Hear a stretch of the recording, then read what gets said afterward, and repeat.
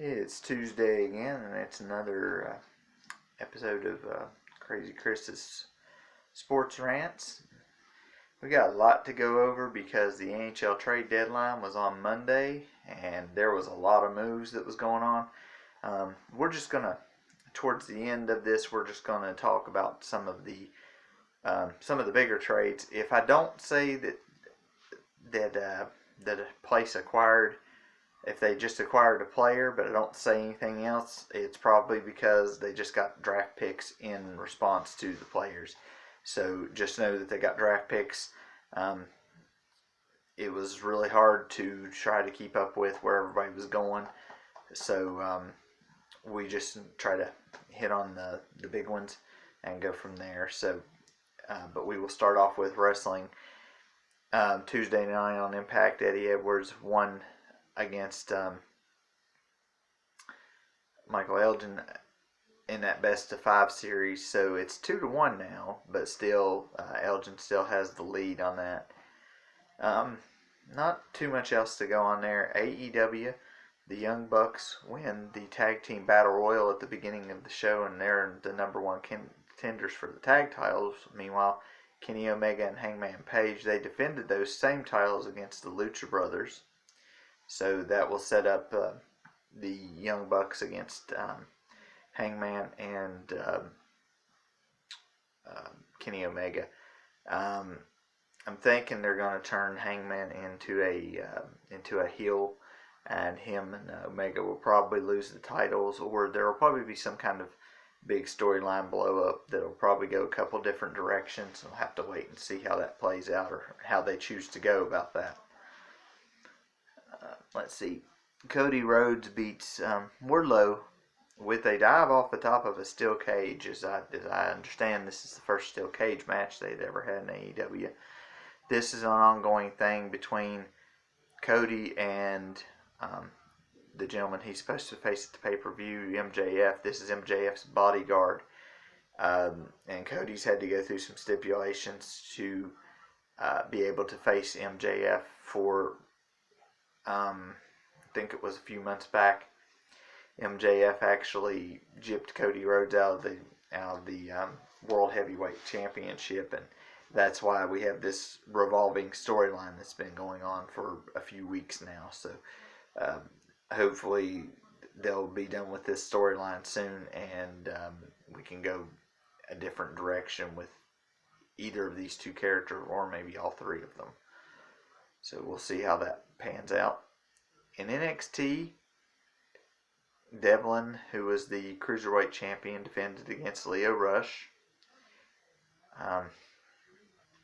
There wasn't a whole lot happening on wrestling, and I think the reason why is because there are going to be pay-per-views coming up shortly, probably this weekend. I know WWE has one on Thursday night, I think. That's the Super Showdown, and then I do believe AEW has got one coming up maybe on Saturday or Sunday night. I'm not real sure on that one. So like some of the shows not really building a whole lot, not really doing a whole lot, and it's one of those things where there's just not a whole lot of movement or anything. So of course, like I said, we'll get to Raw and SmackDown later. I'll already go ahead and tell you there was really nothing of note on Raw other than just advanced storylines. The matches were what we've seen before. Nothing really stood out, nothing really different, nothing really spectacular or anything of that nature. So it's just to move stuff along in anticipation of Thursday's pay-per-view. So, but we'll go into the sports part of it now. And the NFL owners have approved new CBA terms. They're trying to talk to the players, and players are talking now to try to. The owners are actually trying to push a 17-game schedule for the new agreement. Also, they are thinking of expanding the playoff to 7 teams per side. I understand why, but I don't really understand why, because that's kind of, that's 14 teams out of 32 that will be going to the playoffs, and a lot of times in some of these sports, the more teams you have going to the playoffs, you might as well not even have a regular season unless it's just for seeding. I don't know why these places do that. Like, I understand in basketball and college basketball, I understand why you have the 64 team tournament and why you even have 68 teams, because there's more than 100 in some schools competing. But at the same point, we need to kind of let's leave the playoffs where they are at in each of these sports. Let's leave them where they are, because sooner or later you get all these teams, and the bad thing is that everybody's oh, my team got left out, my team got left out, my team got left out. Somebody's always going to get left out, but mathematically, the way it is most of the time, it works. The way it is most of the time, it works. And people always just want to complain because, your team in football is 7-9 or is 8-8 or something like that, and you don't make the playoffs. Well, you should have done better. I've been in a situation where, maybe one of my teams, didn't make the playoffs because of a record. Well, my team should have done better. Am I happy about that they didn't make it? No, I'm not happy about it. But, at the same point, I'm not happy that they didn't make it, but at the same point, you should have done better. Otherwise, you're not going to make it.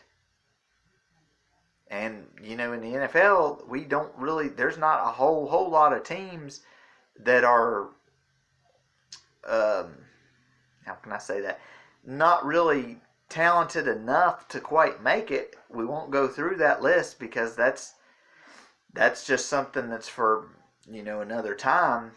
But there's no reason really to list, because in the league it's the have and the have-nots. I mean, you look through some of the divisions, and some of the divisions are, for instance, we'll say the AFC East. The AFC East, prime example. Yeah, Buffalo's coming up, but New England's been the leader of that division for a long time. And, Miami and New York Jets, they're spinning their wheels. And no disrespect to Miami or New York Jet fans, but you're just sitting there spinning your wheels. You're just spinning your wheels. Then you have other divisions like the AFC North, the AFC South, where you really don't know who's going to come out. You suspect, like the AFC North, you suspect the Steelers and the Ravens. But you never know when the Browns or the Bengals may make a move. Same thing with the South. You expect Tennessee to be pretty good and Houston to be pretty good. There's been times when Jacksonville's come up there and Indy's come up there. I mean, and it's the same thing with the NFC too. We all thought the Rams would come out of the West this year, and they didn't even make it. You get Seattle and San Francisco, and the Saints, come out of the South, but there's really nobody else in the South. I won't say there's nobody else in the South for competition, but you just never know what's going to happen with teams like Atlanta and Carolina. You never know what you're going to get from week to week. And it's just one of those things. You expect, in the North, for Green Bay and Minnesota to be the best. Sometimes the Bears make it. Sometimes they don't. And I know I didn't talk about the AFC West or the NFC East. The AFC West is pretty much kind of clearly defined. That is Kansas City's division. The other teams may get good here before too long. I don't know how that's going to work out. I have to see what happens in the offseason. And the NFC East is, gosh, that was a mess this year.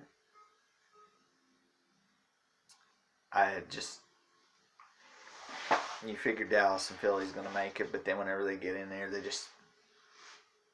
just choke. And my team doesn't do very well either. Washington, we don't do good either, and but it like I said, it's just a case of the have and the have-nots in there. Let's just keep the 12 teams that we got and just roll with it. It's worked for 100 years. Let's keep going with it. That's all I'm saying. Let's just keep going with it. Speaking of the Redskins, they released Jordan Reed. They've now released Reed. Vernon Davis has retired.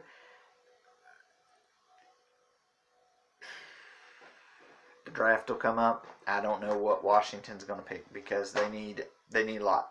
They need a quarterback. They need a tight end. They need some wide receivers. And they need help, and they need help fast if they want to challenge for the division, because it looks like we're rebuilding, and we've already been rebuilding for the last 5 years. Pieces should already be in place to at least challenge for the division, and it's not going to happen anytime soon. Kyrie Irving is out for the season. He come back and suffered another injury, and he's just going to be out for the rest of the year in basketball. Just that flip-flop thing, and he's injured for the rest of the season. North Carolina State beat Duke in college basketball. They beat them 88-66. That's kind of a weird thing because usually Duke's one of the better teams. And I like Duke, but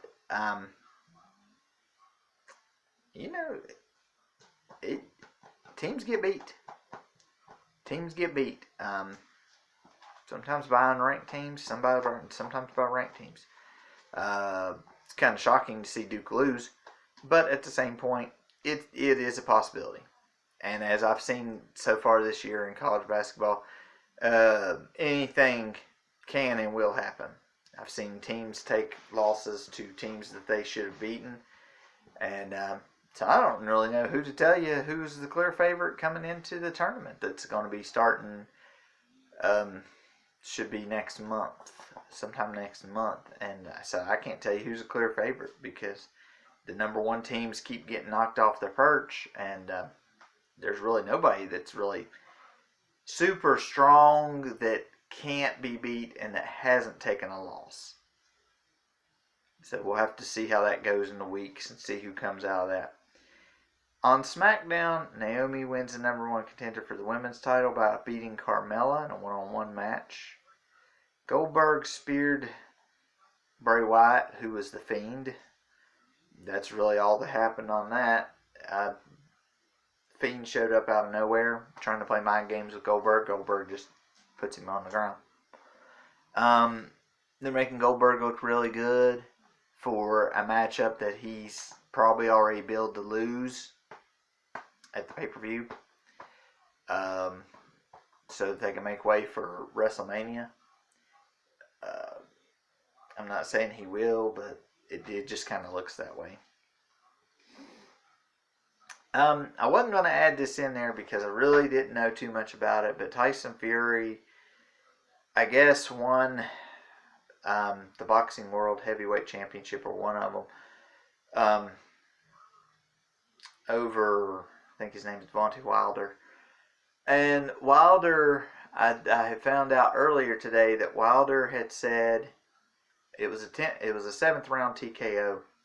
Wilder had came to the ring wearing some sort of garment that they say was approximately 40 pounds to the ring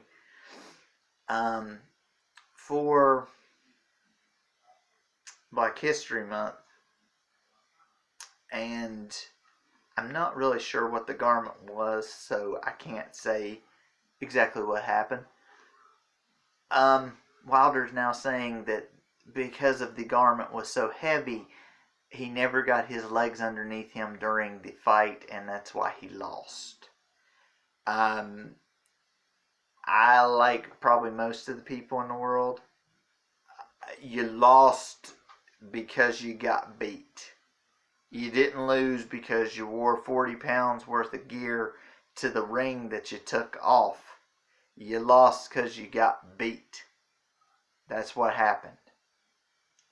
I'm not saying anything bad about the garment or anything because I didn't see it, but you lost because you just got beat. It's like when people complain about the referees and things.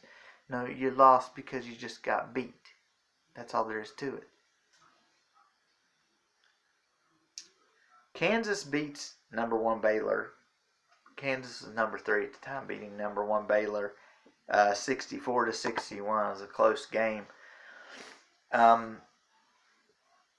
Really kind of shows that these two teams may meet a little bit later on down the road. They're pretty good matchups right now as it stands.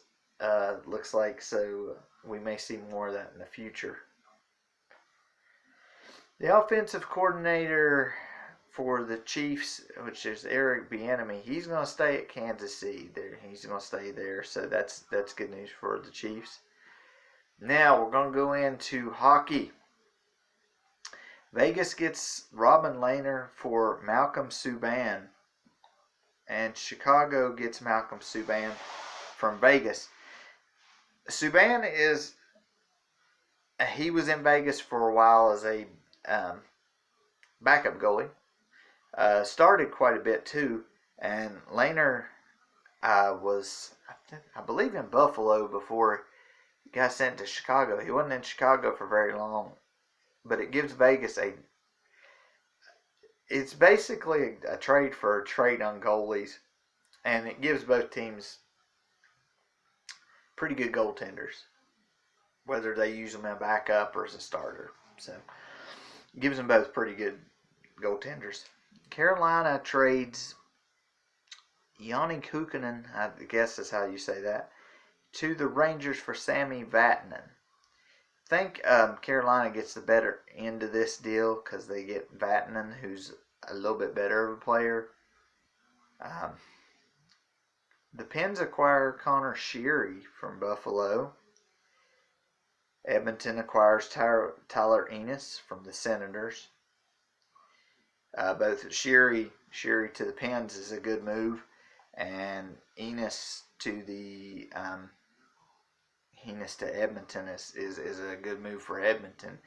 I think the Senators, they were involved in a lot of trades. I think they're trying to remove cap space and get a lot of draft picks so that they can make some draft picks so that they can maybe get some younger players, try to eliminate a lot of cap space and try to get that franchise on the right road. Like I said, the Pens getting Sheary from Buffalo. Buffalo's still pretty good to this point. Even with the people they still have, they do need some pieces, but they are better than what they were. Let's see. Red Wings get Sam Gagner from the Oilers. This one's kind of a head scratcher. Gagner's getting a little bit older. If nothing else, it gives the Red Wings a little bit of a veteran player, and they're one of the worst teams in the league right now. So maybe they're hoping some veteran leadership will help the younger guys come along, and maybe Gagner can teach them some things. Gagner's been around the league for a long time. He's a pretty good player. Like I said, maybe they're looking for leadership in this. The Bruins acquire Nick Ritchie from the Ducks. The Ducks were another team that got rid of a lot of well-known players and got draft picks. And the Ducks, again, just like the Senators, kind of one of the worst teams in the league, kind of lower, not really the worst team, but kind of one of the teams that is worse. And they've gotten rid of most players, but they have picked up a lot of draft picks. And like I said, hopefully, like the Senators, hopefully both of those teams will use those draft picks and get them get them some pieces to make them kind of contenders. At least for the playoffs. Not to win the cup, but at least for the playoffs. At least doing something. Buffalo acquires Wayne Simmons from the Devils. I'm not really sure who gets the better end of this deal because Wayne Simmons is getting older. Moderately good player. Would have been okay with either team. So we'll see how that pans out for them. Penguins acquire Patrick Marleau from the Sharks. I'm kind of excited about this one. Of course, I'm wearing my Penguin shirt because they were first over the weekend. They lose to Washington the other night, and they're back in second. But they are right behind Washington for the Metro. So having Marleau's a little bit of an older player. He's been to a couple of different teams. I think Marleau and guys that are on the Sharks like Joe Thornton, some of these guys that are getting older, they're trying to do what some of these other Hall of Famers have did. They're trying to go to other teams and hope that they can help those other teams to win a cup, because some of these guys are going to be Hall of Famers, but they've never won a cup. And you hate to see it in any sport because, like, it happens in football, it happens in basketball. You get these really good players. Like in football, for instance, you have Dan Marino, Warren Moon, guys that are in the Hall of Fame. Barry Sanders never won a championship. And it's not their fault, it's just, there's this power team at this time, that power team at that time. Guys like in the NBA, like Charles Barkley, Karl Malone and John Stockton, Patrick Ewing, and John Stark. There's just a lot of these guys that are really good players, and they're in the Hall of Fame. Never won a title in their respective league, and it's kind of bad. But we know that these guys are good players. They are household names. And we do know them. It's just sad that they didn't win a title. Good players deserve a title, and sometimes it just don't happen. So we'll see how the Marleau thing works out.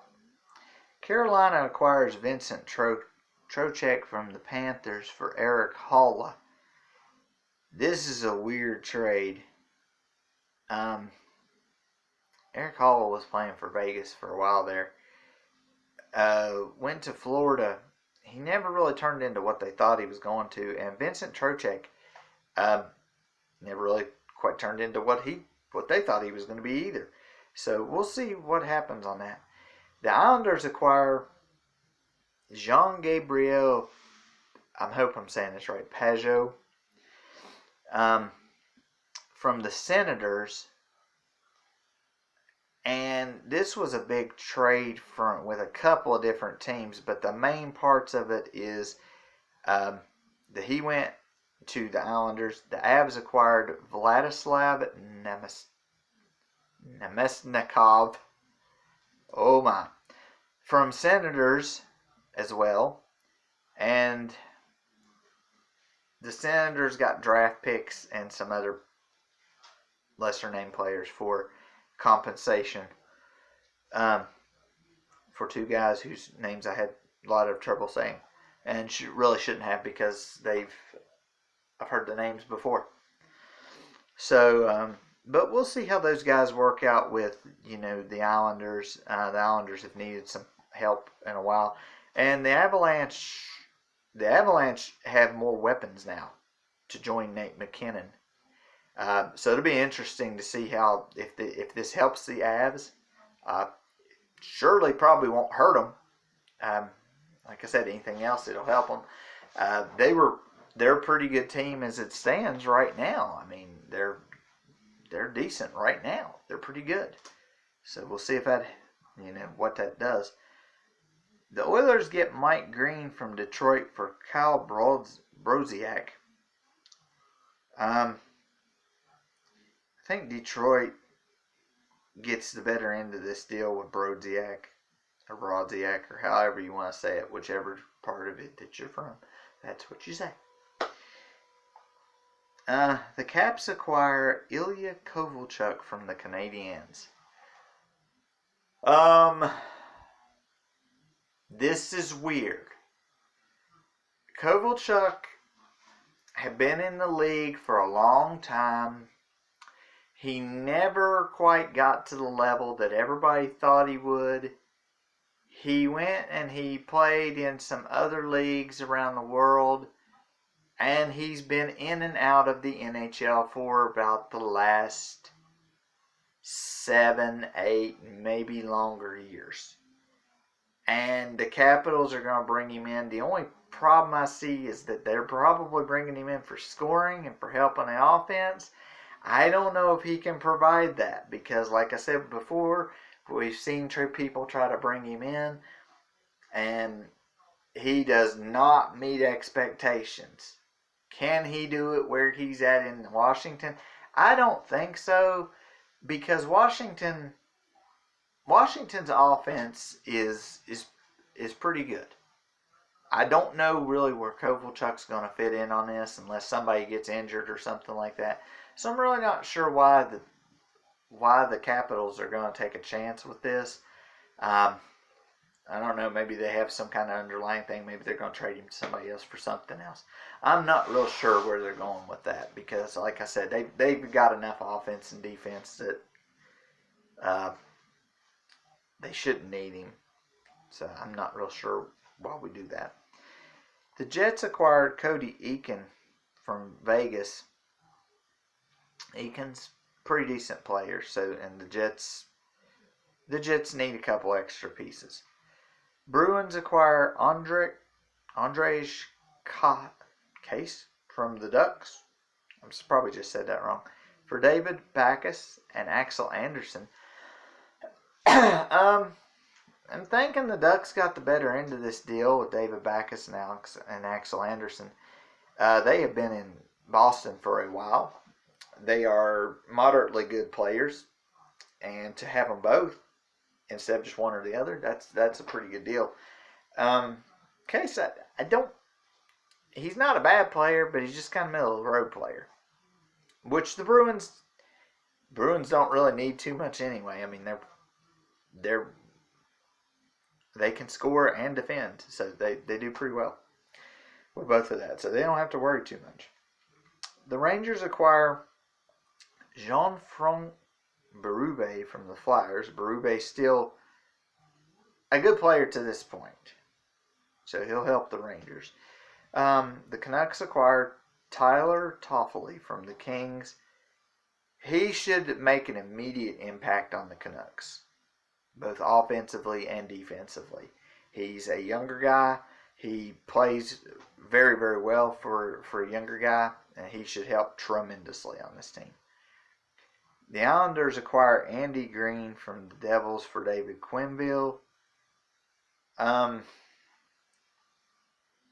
know the names. I just don't know whether either of these players. I'd say they're the middle of the road players, and you're just trading one out for another one, unless you're going on contracts, which it might be what it is. The Penguins also acquired Jason Zucker from the Wild for Alex Galchenyuk. I don't really know how to say it. But anyway, I was kind of scratching my head that they got rid of Alex. But I'm told that this Zucker kid is good as well.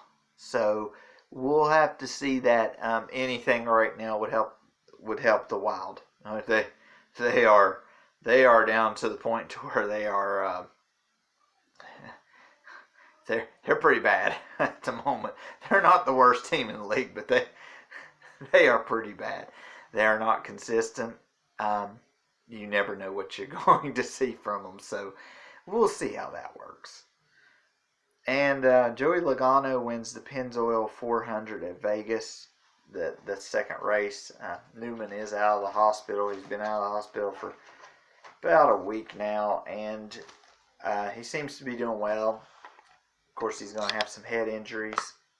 That's to be expected with that nasty crash.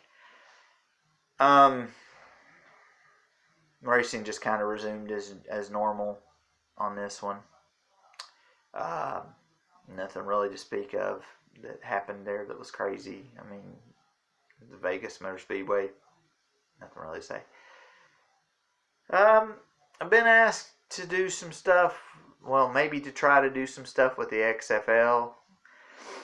If it lasts more than a season, or if something tremendously great happens or something, we might go that route. But for right now, I'm just kind of standing by and watching stuff happen. I haven't really watched any games. I've watched a little bit of action from it, but I don't know. It just doesn't really catch my eye. Friday Night Fisticuffs for this week. We're going to got a 2-game setup that is it's a Dungeons and Dragons. It's kind of a side-scrolling beat 'em up hack and slash.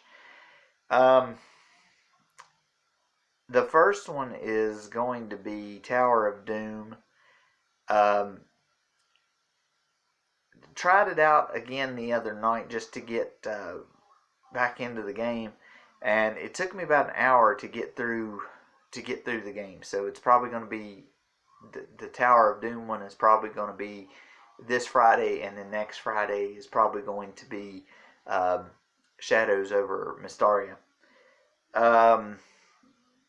There are many different paths to go in both games. I'm just going to go just one path, and that's what we're going to do. We're just going to go one path. We're just going to choose which way to go, because if I went the other paths, that would be something that